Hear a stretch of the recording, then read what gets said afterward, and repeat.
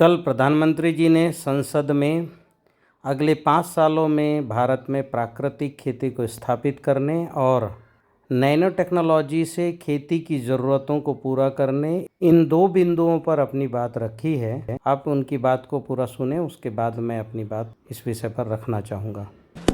आदरणीय सभापति जी, केमिकल की खेती के कारण हमारी धरती माँ को बहुत नुकसान हो रहा है। आने वाले 5 साल में नेचुरल फार्मिंग की तरफ देश के किसानों को ले जाने में हम सफलतापूर्वक आगे बढ़ेंगे। एक नया जागृति का काम होगा, हमारी धरती माँ की भी सुरक्षा होगी। आदरणीय सभापति जी, नेचुरल फार्मिंग बढ़ने से दुनिया के बाजार में भी हमारे उत्पादों की ताकत बढ़ने वाली है। आदरणीय सभापति जी, हम नैनो टेक्नोलॉजी को एग्रीकल्चर में लाने में प्रयोग अब तक सफल हुए हैं।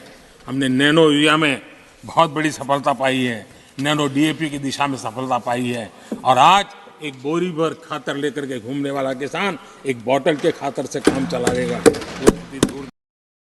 आदरणीय प्रधानमंत्री जी का आपने ये उद्बोधन सुना कि अगले 5 वर्षों में हम प्राकृतिक खेती को भारत में स्थापित करेंगे। दूसरा, इन्होंने कहा कि भारत में नैनो टेक्नोलॉजी से खेती की ज़रूरत को पूरा करेंगे।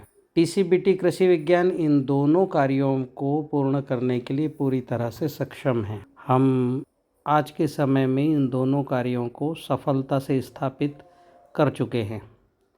पिछले सीजन में प्राकृतिक खेती से 20 तरह की फसलों का हमें रिकॉर्ड प्रोडक्शन मिला है और नैनो टेक्नोलॉजी के उपयोग से बहुत से खनिज तत्वों की पूर्ति का उपाय हम शुरू कर चुके हैं।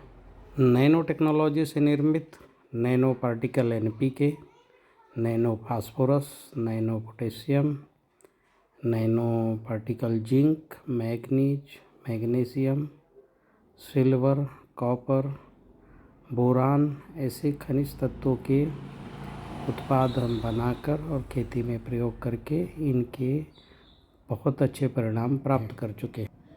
ये सभी उत्पाद सोल की वेबसाइट में, सोल ऐप में उपलब्ध भी हैं। धन्यवाद।